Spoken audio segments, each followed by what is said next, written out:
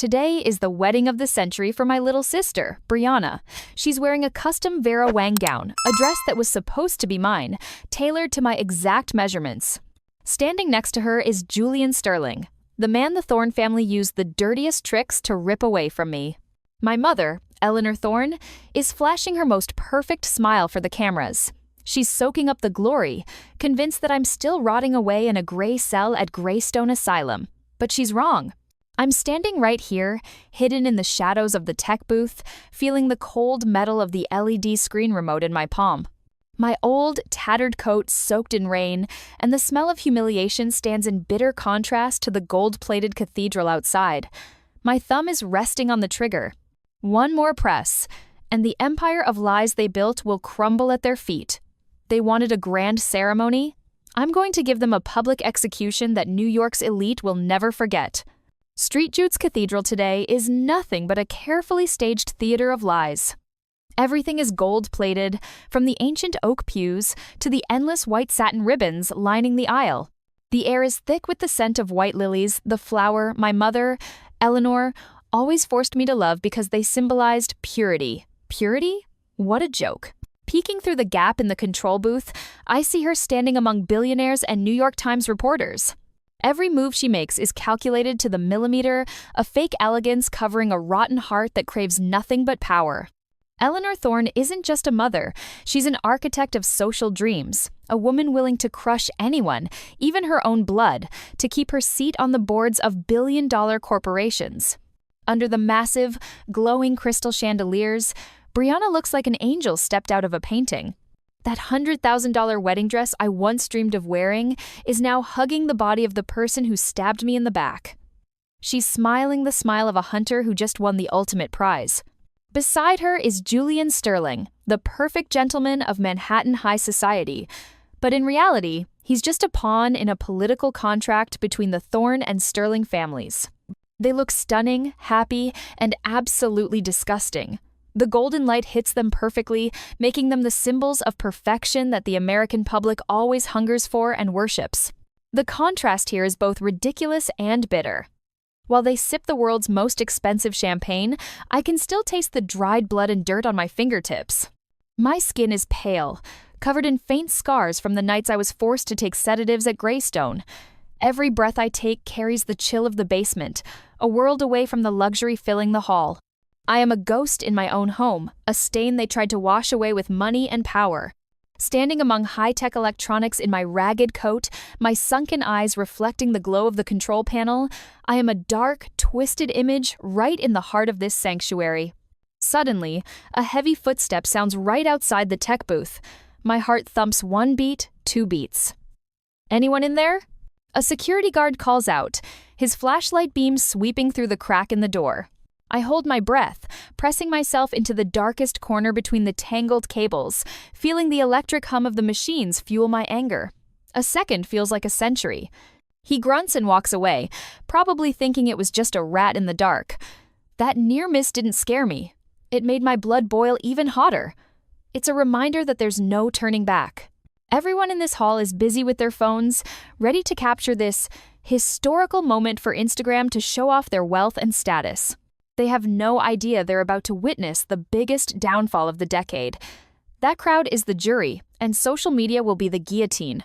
Eleanor thinks she's controlled everything, including my freedom. But she forgot that when a person has nothing left to lose, they become more dangerous than any political power. Their game is about to end, and I'm the one holding the final script, ready to tear down the velvet curtain of this fake stage.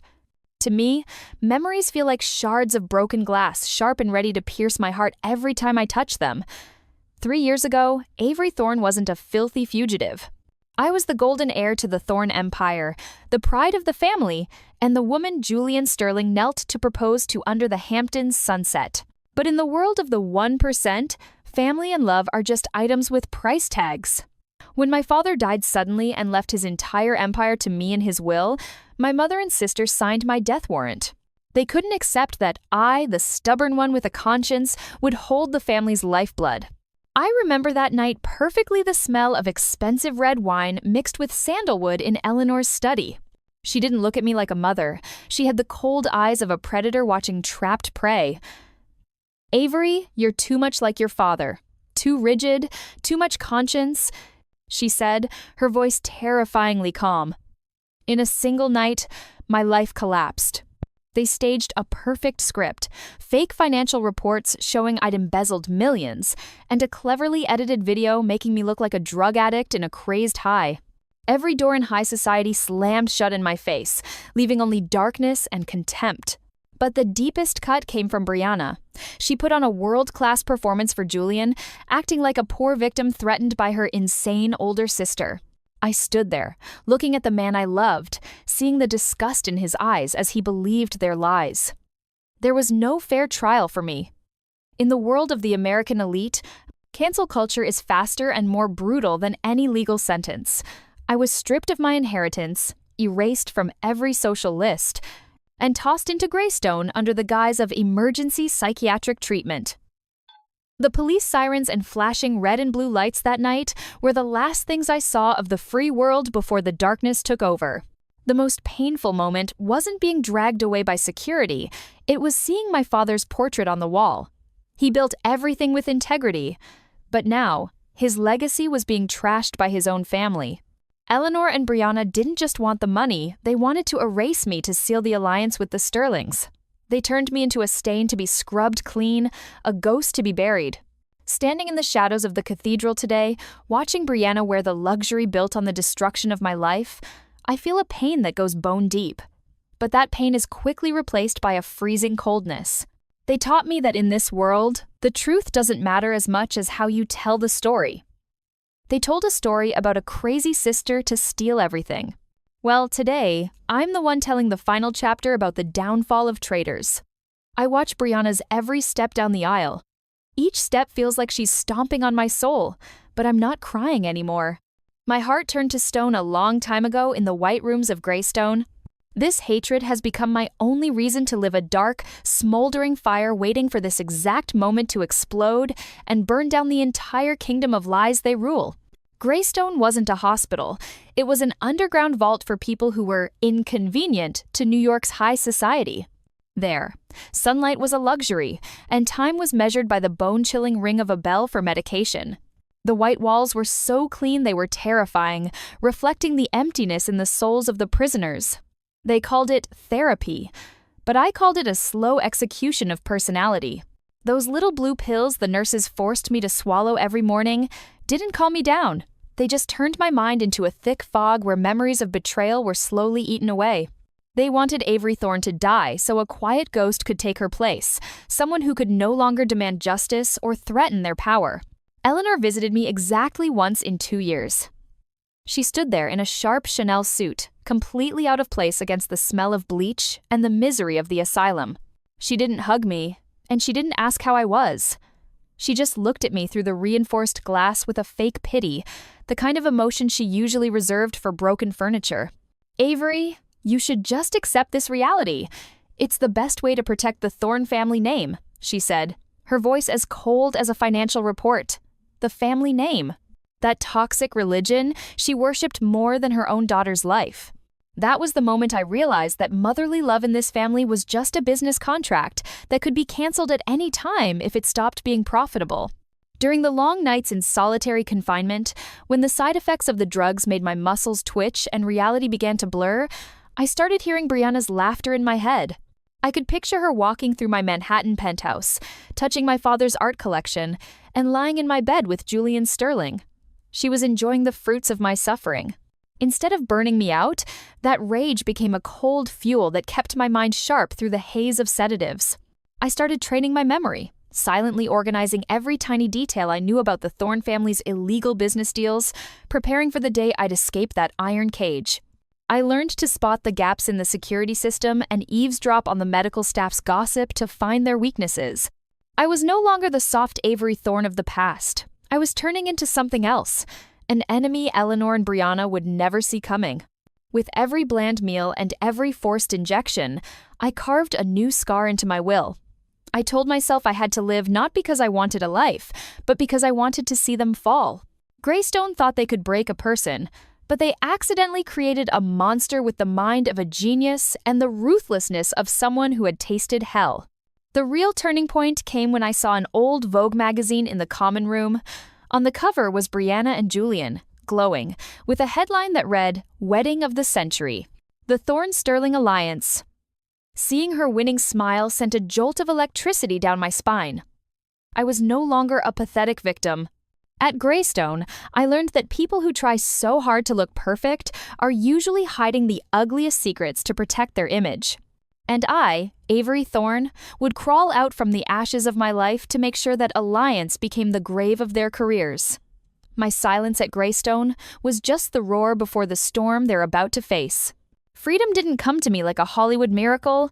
It was a dirty, cash-fueled deal. Greystone, despite its invincible look, had deep cracks created by greed. It took me 6 months to watch a nurse named Miller, a heavy gambler drowning in debt from underground casinos in Atlantic City. Using the financial knowledge left in my drug-damaged brain, I showed him how to access a secret slush fund my father had set up for me, one Eleanor and Brianna hadn't touched yet. In exchange, a laundry truck snuck me out of that hell on a rainy night, leaving behind the ghost of the sweet Avery Thorne buried under those gray stone walls. For the next 6 months, I lived like a phantom in a grimy apartment in Queens, where the smell of mold and the sound of subway whistles were my only friends. I spent every waking second hacking into the digital networks. The Thornes bragged were unhackable.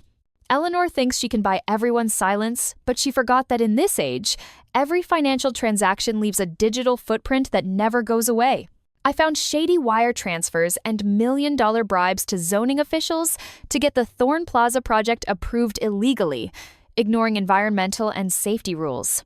Each file I gathered was like sharpening a scalpel, ready to rip off her charitable businesswoman mask in front of the entire country. But the real prize, the thing that would destroy Brianna completely, was the evidence of the most disgusting betrayal. While she was playing the happy bride next to Julian Sterling, I caught her sneaking into a quiet hotel in Brooklyn with Marcus Vance, Julian's arch-rival in the shipping industry. This affair wasn't just a scandal, it was a betrayal of the political alliance between the two families, a slap in the face to the Sterling's honor. Brianna doesn't love Julian. She only loves the glamour of the crown she stole from me, and she was too arrogant to think an insane person like me could be watching her every move from the dark. I've prepared everything for today. Every piece of evidence, from bank statements to hidden camera videos, is encrypted and waiting in the memory of the remote I'm holding right now in this cathedral. I look at myself in the cracked mirror of the tech room, sunken eyes, hollow face, but a will colder than death. I learned to survive on dry bread and plain water to save every penny for hacking gear. This preparation wasn't just technical, it was a revenge ritual performed with the precision of an artist. Eleanor and Brianna used cancel culture to kill me 3 years ago, so today, I'm using that exact same weapon to burn their empire down on their biggest day. Standing among the tangled cables, I can feel the heat from the servers running at full speed. Every hum of the machines matches my heartbeat. I've traded everything, my honor, my youth, and my peace of mind for this moment. The truth offers no forgiveness. It only offers absolute destruction. As the stage lights outside begin to shift, signaling the start of the ceremony, I know my time has come. I don't feel fear anymore, only a terrifying calm. The ghost of Avery Thorne is back not to take her old place, but to make sure no one in this family ever sits on that throne again. The pipe organ at St. Jude's began to play grand, solemn sounds that filled the space, but to me, it sounded like a funeral march for souls long dead. Through the glass wall of the tech booth, the world looked like a glamorous dream filtered through a lens of extreme luxury. The scent of expensive candles mixed with the golden New York afternoon sun, creating the perfect golden hour for photos destined to get millions of likes. This was Eleanor Thorne's stage, the place where she played the role of the model mother, the most powerful woman in Manhattan, marrying off her daughter to a prestigious family to solidify her empire. I looked down at the crowd through a narrow gap. The guests from senators to fashion icons all had their latest iPhones out, ready to catch every flashy moment. They weren't really there to see a marriage. They were there to harvest content for their social media, to prove they belonged to this class. Their excitement gave off a heavy scent of vanity and fakeness. They are the vultures of the digital age, ready to praise you to the skies, but also the first to hit the delete button when they see you start to fall. This glamour was the perfect fuel for the play I'd prepared, because the bigger the audience, the bigger the humiliation. The contrast was almost funny in a painful way. While Brianna walked gracefully down the red carpet, her multi-$1,000 lace train brushing the floor, I was crouched among hot servers and a mess of cables. My hand touched the rough fabric of my cheap coat, feeling the coldness of my loneliness against the artificial warmth of the cathedral. I was a ghost watching fake living beings. My eyes landed on Julian, the man who once promised me the world, now looking at my sister with the calculating eyes of a businessman closing a deal. There was no love here, just a power swap wrapped in cheap romance. Suddenly, the door handle of the tech booth rattled. "Hey, is someone locked in there? I need to check the live stream for the TV station." A tech guy shouted right outside, only a thin piece of wood away from me. I pressed into the darkest corner, my breath becoming thin as a thread, my heart beating so hard I was afraid he could hear it. The suspense was choking me. If I got caught now, 6 months of planning would vanish, and I'd be tossed back into the glass cage of Greystone forever without a second chance. I gripped the remote, ready to use it as a weapon if I had to. Luckily, after some grumbling about clumsy interns, the guy left to find a spare key. That near miss left me with cold sweat running down my back. I looked back at the monitors and saw Brianna standing next to Julian in front of the priest. The phones in the cathedral went up at once, hundreds of live streams pointing at the altar, creating a massive live media network. They wanted a historical moment? I was going to give them a moment where the truth slapped the face of every lie, a culture shock that would make the Thorn Empire collapse in front of millions of people watching online. The brighter their spotlight, the deeper and more brutal the darkness I was about to release. I took a deep breath, my finger ready on the button that would change everything forever. The inside of St. Jude's Cathedral suddenly went deathly silent, that heavy silence that happens right before a massive storm. The old priest, with a deep, steady voice that sounded like a pre-written sentence, announced the final ritual question. If anyone here knows any reason why these two should not be joined in holy matrimony, speak now or forever hold your peace. This line is usually just an old formality, but today, it carried the weight of a prophecy. The entire hall was pin-drop quiet, except for the wind whistling through the stone cracks and the light breathing of hundreds of guests waiting for the vows. This was the moment of truth I had waited 3 years for. I could see Eleanor Thorne tilting her head back slightly, a smug move from someone who believed she had total control over destiny and had silenced all opposition. She had no idea that from the darkness of the tech booth, I was staring at the back of her head through a security camera. I could see Brianna's shoulders trembling slightly, maybe from the excitement of finally grabbing the peak of power she'd stolen. Julian stood there, as still as a stone statue on a fountain, cold and soulless like this marriage. Hundreds of smartphones were held high, camera lenses flashing under the lights, creating a sea of digital eyes ready to swallow the scene. My thumb rested on the activation button. A numbing sensation ran from my fingertip to my brain, sparking every nerve.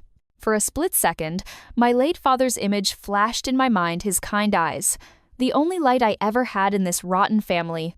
I remembered his lessons about integrity. If he were alive, would he want to see the empire he built burned down by his own daughter? A single, rare, hot tear fell onto my scarred hands. This was the final choice.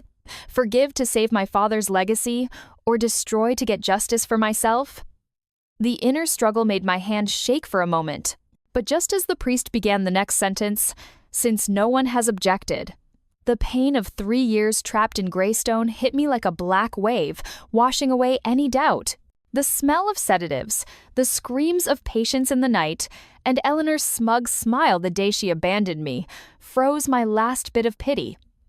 They didn't give me a single chance, so why should I go easy on them? The truth doesn't need mercy when your enemies are monsters in designer clothes. My heart hardened, colder than the metal casing of the remote. I took a deep breath. The dry, dusty air of the machine room stung my lungs, reminding me of the brutal reality I was in. The suspense wasn't fear anymore. It was the cold thrill of an executioner about to carry out a sentence. I looked at the massive 20-foot LED screen right behind the couple, the one programmed to show romantic moments. "Sorry, Dad, but there's no room for mercy in the truth," I whispered into the dark. As the priest prepared to close his statement, I slammed the activate button. The LED screen flashed a blinding white light, and the entire sound system of the cathedral exploded with a long screech, cutting through the fake peace and marking the start of the public purge. The massive LED screen behind the priest didn't show the sweet childhood memories Eleanor had planned. Instead, it flickered violently and turned a blood-red color before displaying a series of PDF files stamped "confidential" in bold letters. A piercing sound like the scream of a tortured soul echoed through Street Jude's speakers, shattering the silence and pulling thousands of eyes toward a horrifying reality. The entire cathedral shook under the weight of the truth being exposed. The guests, who were expecting a romantic kiss, were frozen in front of this violent digital display. Evidence item has shown corruption and bribery.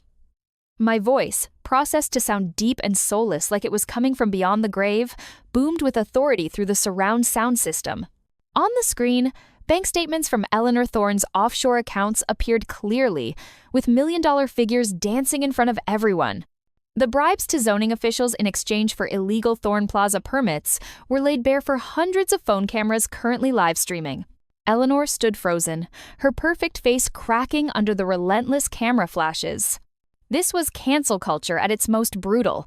The truth was spreading at the speed of light, turning her into a white-collar criminal in seconds before the whole world. But that was just the opening act. Evidence item #2, betrayal of the alliance. The screen suddenly switched to a high-definition video, crystal clear in every detail. It was Brianna, in expensive silk, in a lustful embrace with Marcus Vance, Julian Sterling's biggest rival, at a discreet hotel in Brooklyn. The whispering in the cathedral exploded like a disturbed beehive, drowning out the background music. Julian Sterling turned to look at his bride-to-be. His eyes no longer cold and calculating but filled with pure disgust, as if he were looking at something beneath him. The wedding ring in his hand suddenly became a shameful shackle he wanted to throw away immediately. The contrast had hit a peak of dark irony. Brianna was shaking, her hands squeezing her white lily bouquet so hard they crushed the flowers, the sap staining her expensive lace dress like stains that could never be washed out. The glamour of the wedding of the century vanished, replaced by a public execution that was pure entertainment for the people watching through their phones.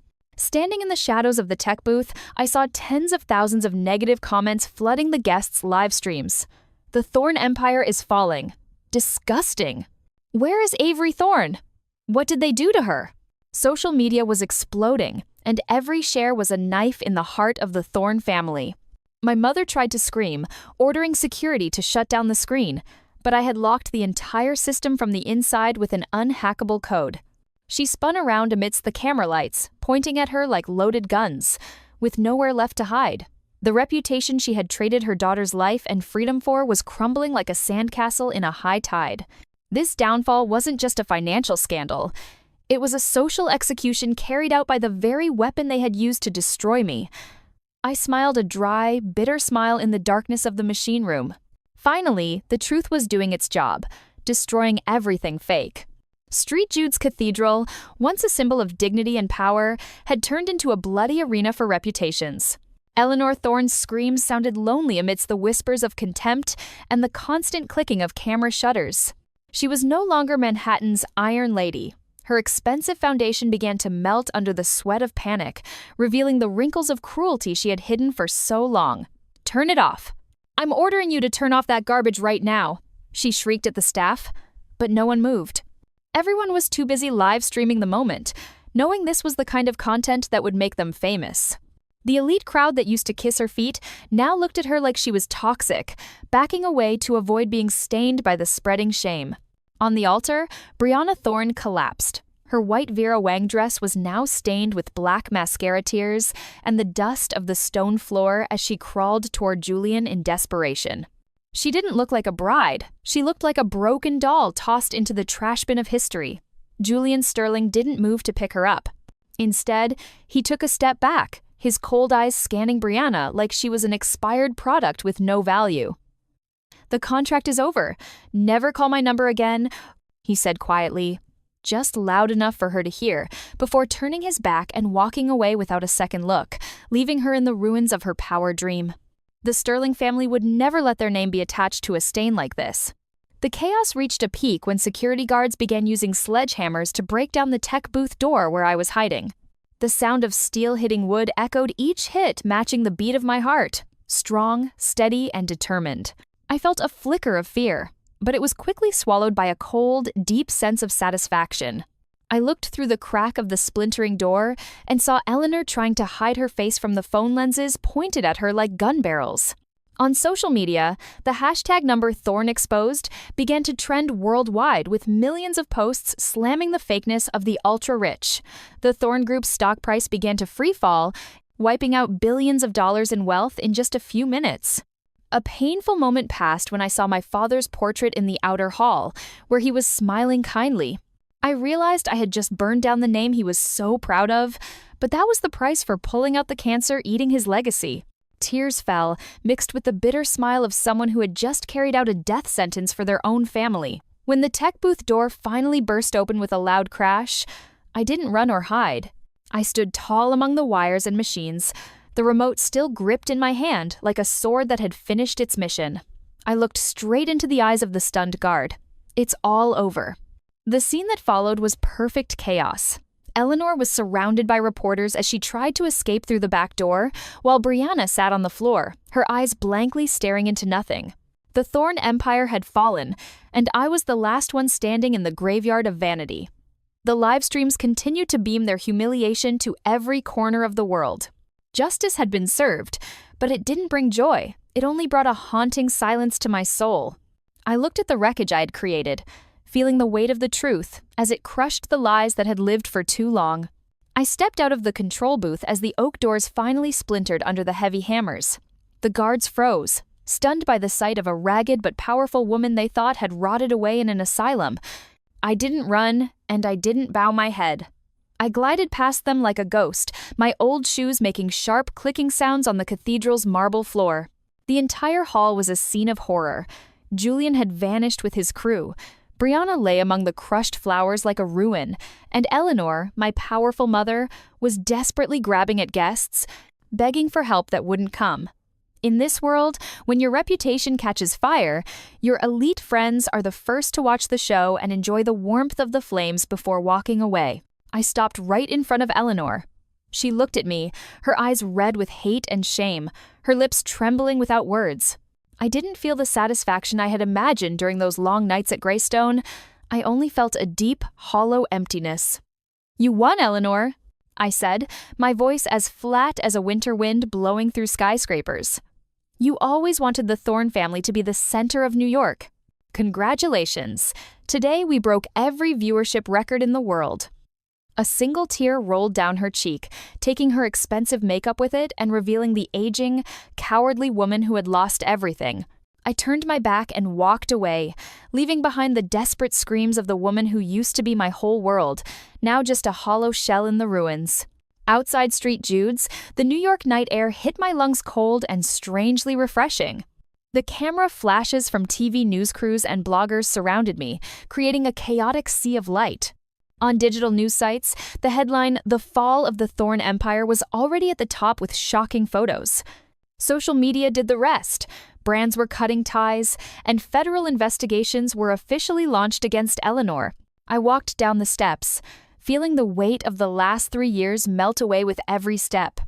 I had regained the truth, but the price was the ashes of a family and the permanent loss of my peace of mind. I pulled my collar up and blended into the crowd on 5th Avenue, where no one knew who I was. There was no more Avery Thorn of the fancy parties, and no more Avery of Greystone Asylum. There was only a woman who finally understood the brutal rules of power and fame. In the world of those at the top, reputation is like a beautiful but thin glass vase. You can spend your whole life polishing it, but with just one crack of truth, it shatters into 1,000 sharp pieces that stab the very person holding it. I lost my family and the man I loved, but I found myself in the ashes. In the end, the only thing that lasts longer than a perfect lie is a brutal truth. Fame is a toxic religion, and today, I just burned down its temple to set myself free. I looked up at the New York night sky, where the neon lights still outshone the stars, and smiled quietly. The game was over. The pieces had fallen, and the ghost of Avery Thorne could finally find rest in the darkness of freedom. My life was starting over from zero, but at least it was an honest zero. I walked into the night, leaving the faded glow of the Thorne family behind forever,